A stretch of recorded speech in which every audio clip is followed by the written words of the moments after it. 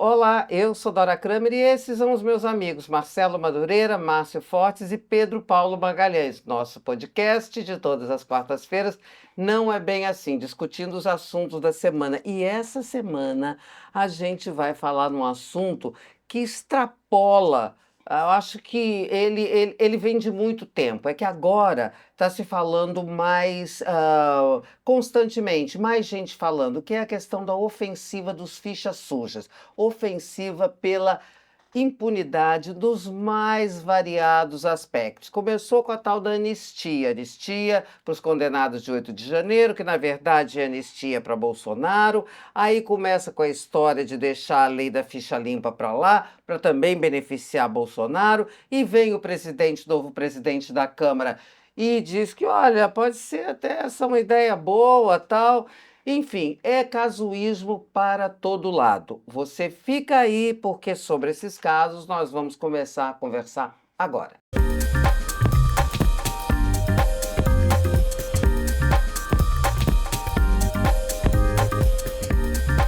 Lei da ficha limpa. Olha, o que foi a lei da ficha limpa? Só para situar, não é alguma coisa assim desimportante que surgiu do nada, não.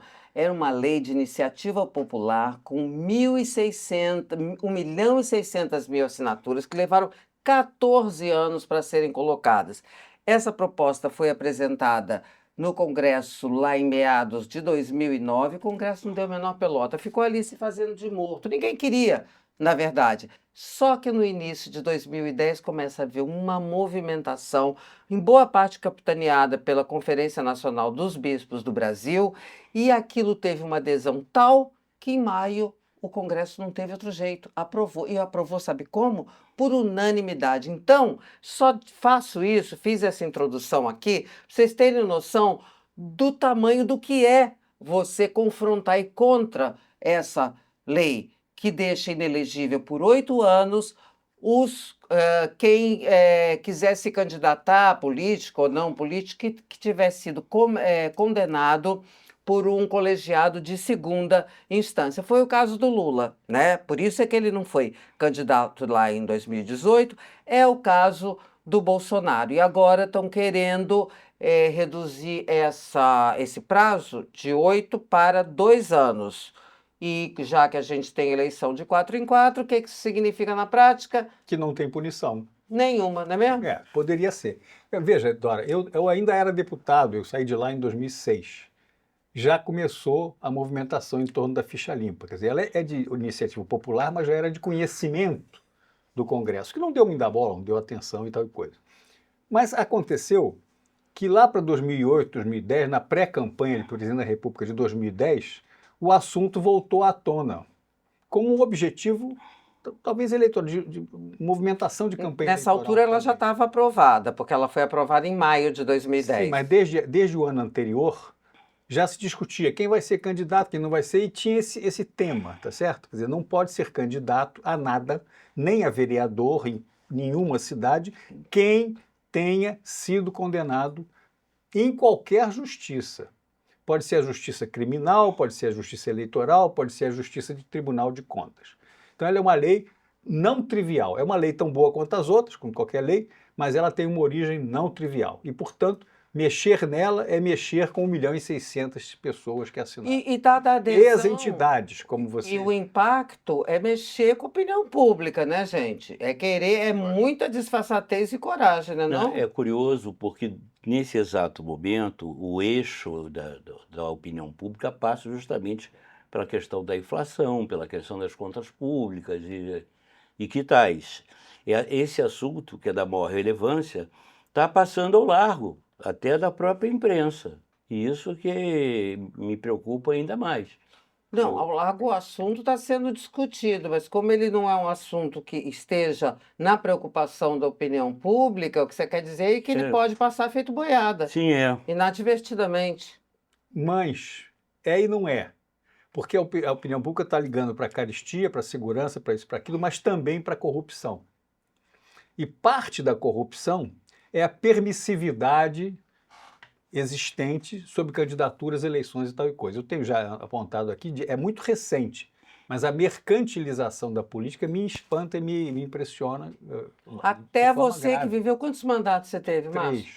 Você viveu 3 mandatos, 12 Não se anos falava. dentro, e Cara, você nunca tinha visto nada parecido? Não, eu sei que tinha corrupção aqui e ali, quer dizer, o cara ganhar comissão por fora, por consertar o meio-fio da cidade, essas coisas assim. Mas do jeito que foi agora, nas eleições de prefeito e vereador de 2024, nunca tinha acontecido antes. Por que nunca tinha acontecido e passou a acontecer aqui? Porque no meio do caminho, as emendas parlamentares passaram a ser parte do orçamento impositivo. Depois, ganhar emenda da bancada, emenda não sei de quê, e por último, a tal da emenda PIX, que é o máximo. Quer dizer, você pode soltar dinheiro do Tesouro Federal para alguma prefeitura ou governo do estado sem dizer para que é o dinheiro. Isso aconteceu e alimentou as campanhas eleitorais. Quer dizer, o prefeito, candidato à reeleição, ou que tem um bom candidato à sua sucessão pelo qual ele se empenha, tem dinheiro para contratar pessoas como cabos eleitorais sem explicar por que é. Não é? E agora, passado o tempo, o Tribunal de Contas da União está em cima um pouco disso. Mas um pouco, porque você não pode achar que uma cidade qualquer, como aqui no estado do Rio de Janeiro, 1 ou 2 ou 3, pode contratar 10 mil pessoas em maio, no ano da eleição, e dispensar em novembro. Porque o dinheiro apareceu. O dinheiro apareceu, foi contratada uma empresa qualquer, e essa empresa qualquer, em exercício explícito de corrupção, transformou esse dinheiro em salário de pessoas. Quer dizer, ninguém botou dinheiro no bolso. Vê como é que é sofisticada a coisa, tá entendendo? Me dá a minha parte. Não. É simples. Sai do dinheiro de lá, contrata uma empresa para fazer manutenção de praças públicas, ou lá o que seja. Essa empresa, para bem cumprir a sua tarefa, contrata 10 mil pessoas que são cabos eleitorais. Chama desvio de finalidade. Desvio de isso. finalidade é corrupção. É. O nome é corrupção. Então, em nome dessa coisa também, tem essa coisa que é mexer na lei da ficha limpa, porque isso aí induz a ficha suja. Um belo dia, o Tribunal de Contas vai prestar atenção nisso, a Controladoria Geral da República, o que a gente chama de sistema U, AGU, CGU, TSU. U é União, mas é o conjunto de coisas que estão à conta disso. Então, daí eles querem mexer na ficha limpa, de uma certa forma, para voltar à candidatura de alguns que foram cassados, como para prevenir as futuras punições. Sem dúvida.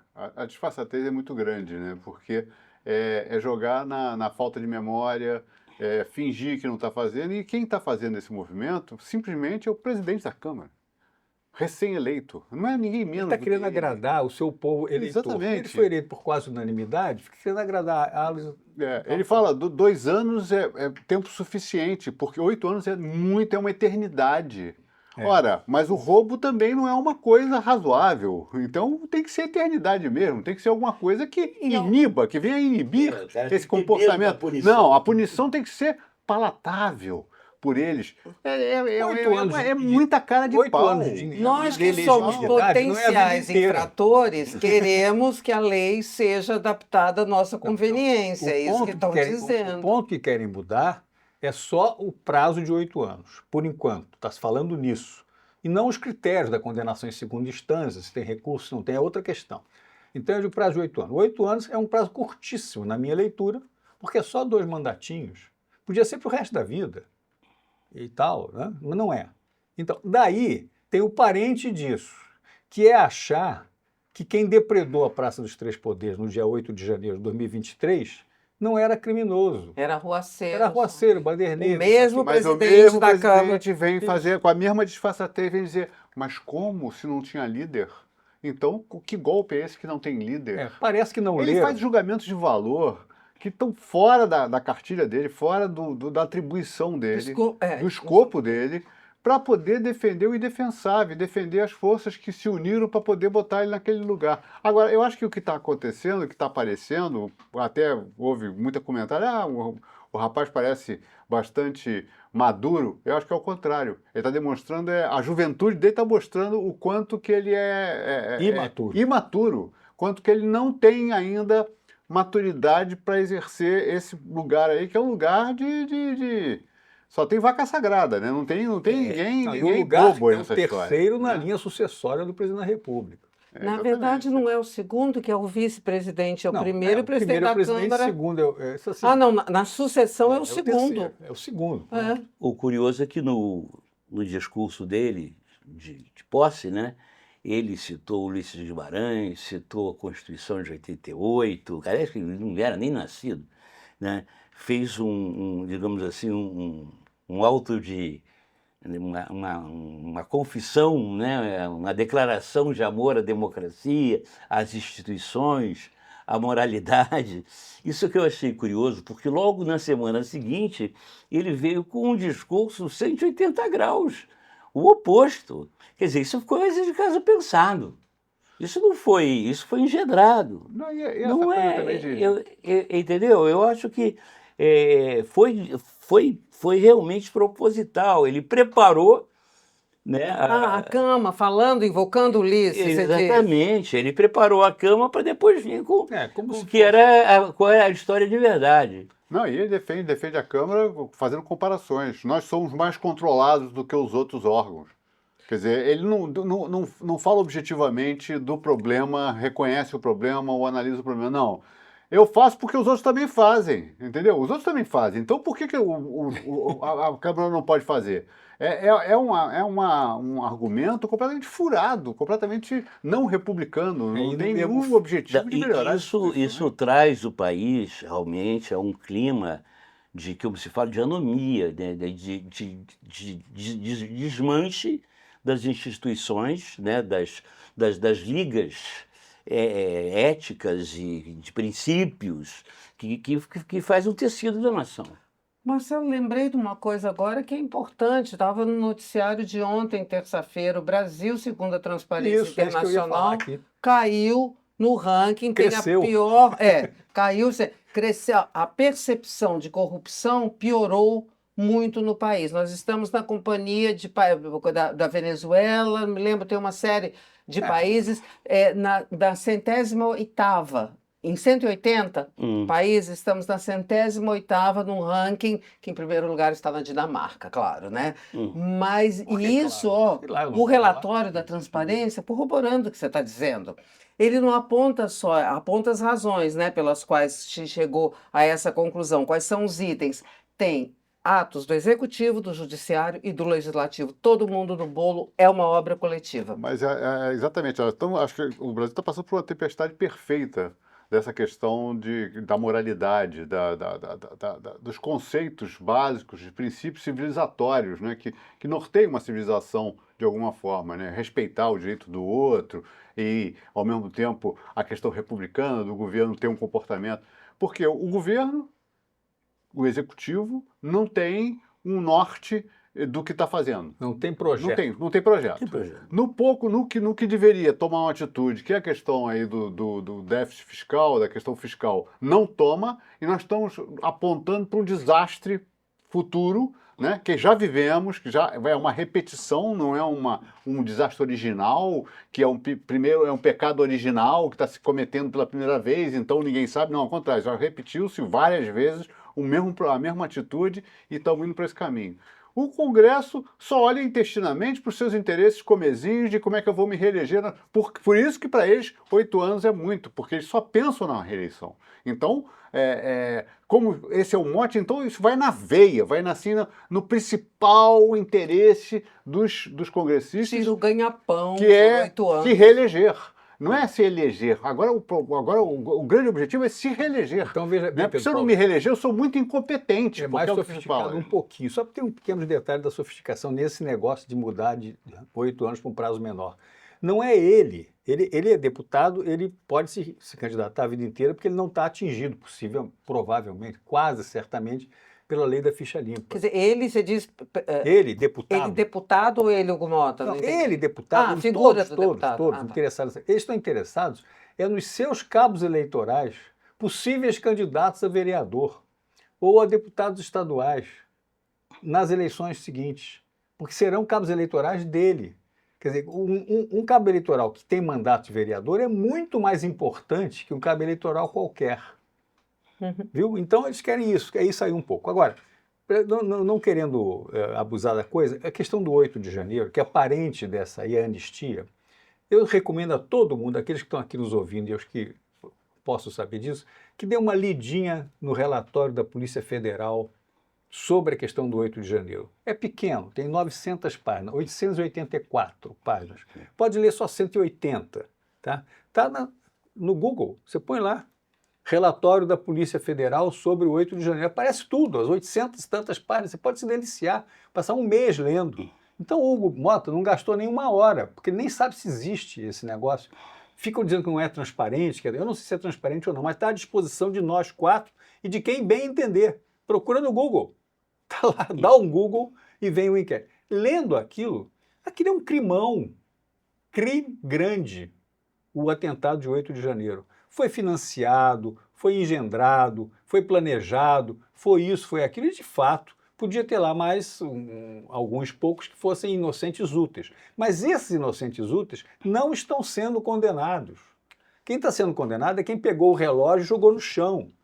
Quem rasgou a cadeira do fez o acordo de não persecução penal, teve gente que foi inocentada, tem gente sendo liberada, então isso é uma balela, concordo com você. Claro. Agora tem uma meia dúzia são muitos, porque eram milhares de pessoas, né, que estão sendo condenadas a até 17 anos, nos termos do Código Penal. E pronto. Aí ficam discutindo a forma, se é o ministro Alexandre de Moraes, que pode ser também o relator, porque quem é. Isso é outra questão, isso é a forma da questão, não é o fundo da questão. O fundo da questão é o seguinte, você não pode achar que é normal uma multidão de pessoas, ainda que seja de milhares de pessoas, um grupo qualquer, entrar no Congresso e acabar com tudo, começar a quebrar vidro, quebrar não sei o quê, roubar no Congresso, no Supremo e no Planalto. O original da Constituição levar para casa. O objetivo de fazer a desordem para que as Forças Armadas fossem convocadas para estabelecer a ordem e daí evoluir para a destituição do governo. Se isso não é o nome disso não é golpe... Isso está escrito no inquérito da Polícia Federal. Está escrito no inquérito da Polícia Federal. Tem lá o depoimento do coronel Mauro Cid, o outro depoimento do general não sei das quantas, tem do outro que é o líder não sei de quê, do caminhoneiro do Raquel Parta. Está tudo lá. Então acabou. Não tenho que mexer sobre isso. E depois não é da alçada do Hugo Mota, está na mão da justiça. Uma pessoa madura responderia assim, olha, não dá porque isso é a justiça quem vai decidir. A imaturidade, o Pedro Paulo aludiu essa imaturidade, concordo muito. Há um clima, existem arestas hoje entre o legislativo e o judiciário. E põe aresta nisso, né, companheiro? Exatamente, o que faz qualquer assunto ser melindroso, né? Há quase um clima hostil entre o legislativo e o judiciário, o que faz com que não mexe nisso aí. Aliás, outras pautas também, regulamentação das redes sociais, existem. Essa questão faz, inclusive, que o Congresso e a Câmara, principalmente, se volte para quê? Para questões corporativas. Essa questão da ficha limpa e isso tudo nada mais são do que questões corporativas. E se é assim, será que passa então, Marcelo? Se é do interesse da Câmara e a Câmara, não passa. O Congresso tem o condão de decidir? Porque a história toda é a seguinte, ao Judiciário cabe interpretar e cumprir a lei. Mas por que então, não passa? Mudamos a lei. Tá certo? É uma coisa simples. Então, o Código Penal diz que é não sei quantos anos para isso. Então, o Código Penal é uma lei. Então vamos mudar o Código Penal. Só que não é dito com essa clareza toda. É um fio, tá certo? Vamos tratar da lei da ficha limpa. Uma vez passada, se passar, então agora vamos tratar do Código Penal. Não vai passar, sabe por quê? Porque a lei eleitoral, que é tão forte quanto qualquer outra coisa para quem tem mandato, para quem é deputado, a lei criminal é tão importante quanto a lei eleitoral, senão ele não é candidato de novo. Para ser candidato em 2026, você não pode mudar a lei a menos de um ano de distância. Então isso tudo teria que ser aprovado até setembro de 2025. E não vai conseguir, nem querendo. Por quê? Porque existe um rastro de decência no respeito à Constituição. É um rastro grande. Eles estão lá. Também tem o fator aparências, né? Que tem que ser mantido. Claro, não pode ser. A opinião pública existe. ainda que seja hoje muito menos motivada por fatos reais, pouca gente lê, etc, etc, mas existe a opinião pública. O Diz que Diz, os TikToks, as redes, etc, etc, se movimentarão com tranquilidade. Agora, no caso da ficha limpa, é a conjunção interessante, porque o PT foi contra a ficha limpa.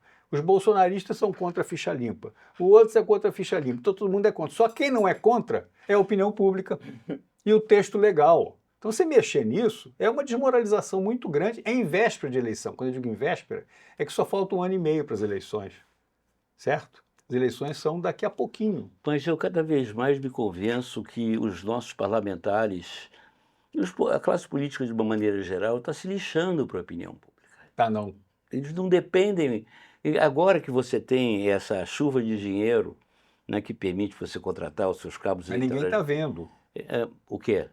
Ninguém está vendo, está percebendo a corrupção, mas está aumentando e tal. Quando for, já era, já aconteceu. Dizer que a dinheirama permite as pessoas se elegerem independentemente Exatamente, de opinião. cada vez mais o Congresso vira um clube, que quem está dentro não sai, quem está fora não entra. Entendeu? Por causa do dinheiro. O voto quando você fala corrupção, a corrupção no Brasil, e adora corroborando aí os dados aí da Transparência Internacional, ela vira uma coisa sistêmica.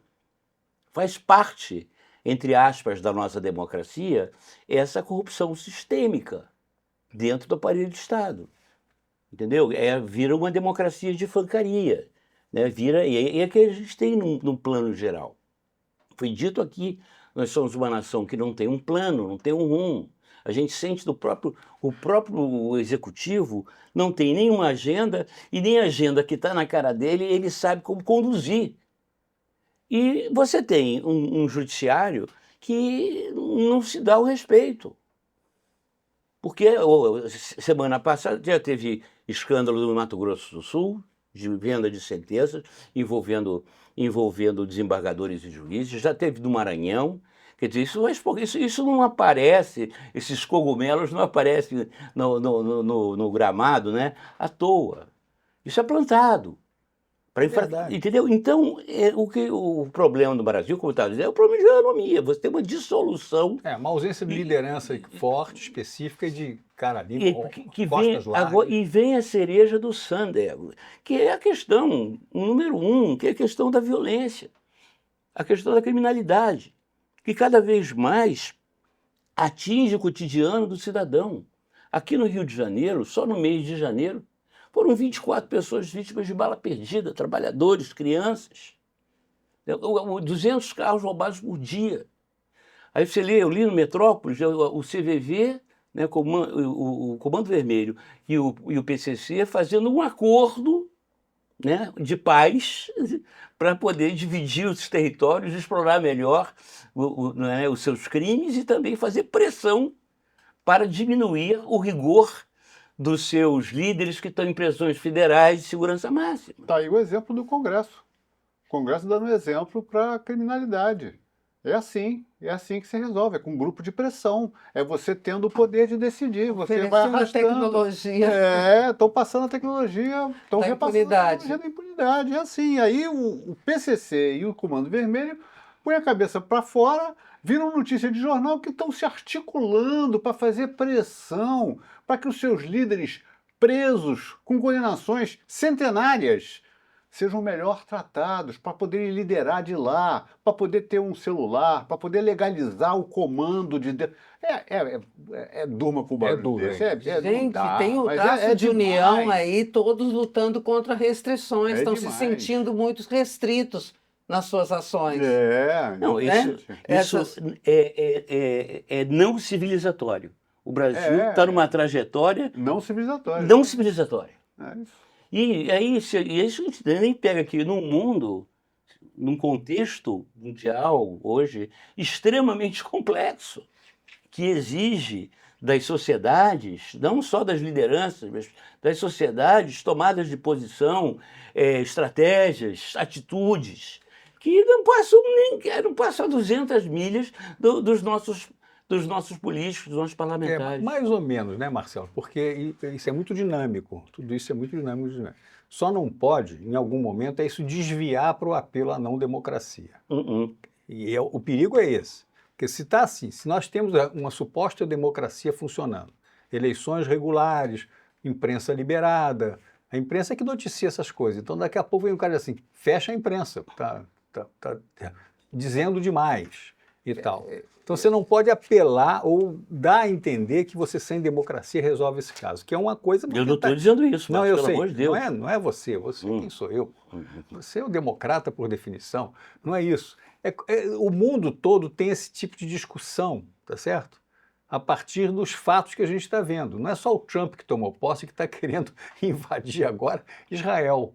Quer dizer, não só comprar a Groenlândia, ocupar o que ele quiser, mas não é. É porque vocês viram que um jornalista ontem da Associated Press, lá nos Estados Unidos, uma agência de notícias, foi impedido de participar de uma entrevista coletiva com o Trump, porque resolveu dizer que o Golfo do México é o Golfo do México e não o Golfo da América, como o Trump falou. Então, quer dizer, isso é um apelo... Quando você impede uma agência noticiária, como a Associated Press, de participar do... Você está começando, botando a manguinha de fora de questionar a democracia. Lá não vai acontecer, porque são mais apegados àquele negócio da Constituição dos Founding Fathers. A Constituição americana é a mesma há 200 e tantos anos e pronto. Mas pode colar aqui, pode colar ali, pode colar acolá. Fazer um reparo que é o seguinte, quando a gente está falando de censura e tudo mais, a gente está falando do tempo de séculos atrás. Porque não tem mais isso. O meio de comunicação hoje está à disposição, não é só do veículo, da família por um lado, da família Marinho. Outro. Não, eu, se quiser, falo o que quiser. Vou ter audiência, não sei. A gente tem aqui, a gente faz o nosso programa, vai crescendo a audiência e vai aumentando essa influência. Então, é um raciocínio velho, antiquado, em relação à realidade, porque não tem essa discussão que vão censurar, isso é tudo baboseira, não tem censura. Consegue-se evitar que um repórter esteja na coletiva, mas não vai conseguir evitar de alguém dentro da coletiva fazer uma pergunta que seja... Paulo, e desse fato dessa restrição ao repórter ser noticiado por todo lado. Todo mundo. Então, sabe, essa coisa, hoje não tem essa perspectiva. Eu acho que essa perspectiva, na minha visão, é fantasiosa. Quando se fala disso, está se evocando um fantasma que não sobrevive com as condições de hoje. Não ainda sobrevive. bem. E é uma garantia, por um lado, né? Espero que sim, porque existe essa coisa no fundo de alguns, né? Gente, tem uma ala direita mais extremada que vive dizendo isso, que o Brasil é uma ditadura, porque mas eles estão sendo... E é quem mais pratica o uso dessa rede de comunicação de uma maneira ladina, de uma maneira enviesada, oportunista, né, com fake news. Tem até um representante da OEA agora, Carlos Vaga, que ele veio para discutir essa questão em função das denúncias desse pessoal Bia Kicis, Eduardo Bolsonaro e companhia. Eu ontem aprendi com a minha chefe. Está aqui examinando a questão da censura. Eu não tinha me dado conta. O cara está falando de um fantasma. De um fantasma. De um fantasma. Acontece o seguinte. A Dora Kramer ontem falou, eu aprendi, que tem os 3 assuntos mais importantes do dia a dia da vivência nacionais são a inflação. Não foi a Dora Kramer, foi a pesquisa Atlas Intel. A Dora Kramer verbalizou a pesquisa Atlas Intel e eu ouvi da voz da Dora Kramer que os 3 assuntos são a inflação, a segurança pública e a corrupção. Que me surpreendeu porque eu pensei que não tivesse. Então, eu não fico surpreso, não fico, porque a gente está aqui vendo o que é esse negócio que aconteceu nas eleições esse ano e o que acontece naquela maluquice que é a corrupção não é mais 5% para mim ou 10% para não sei o quê, não, é 55%, sabe, por fora, por dentro, por não sei o quê, Pix, etc, etc. Então ganhou o 3º lugar a corrupção. Há muito tempo que não era assim, né? Pois é. Passou a ser.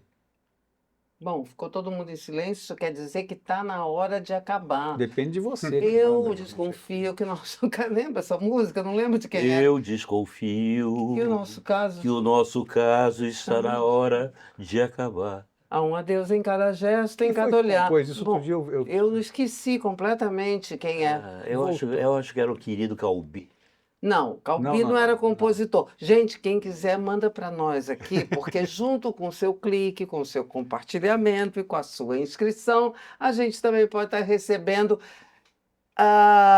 sugestões, não, informações sobre quem compôs essa canção que chama-se Fim de Caso. Só lembro isso, compositor, não lembro. E o seguinte, você trata de lembrar de toda semana estar aqui com a gente, porque nesta agora ficamos por aí. Tchau. No canal My News. No canal My News. Que está aqui, aliás. Você sabe que você está no My News, que você está vendo a gente. Marcelo, às vezes, você confunde. Tchau. Não tomei o remedinho.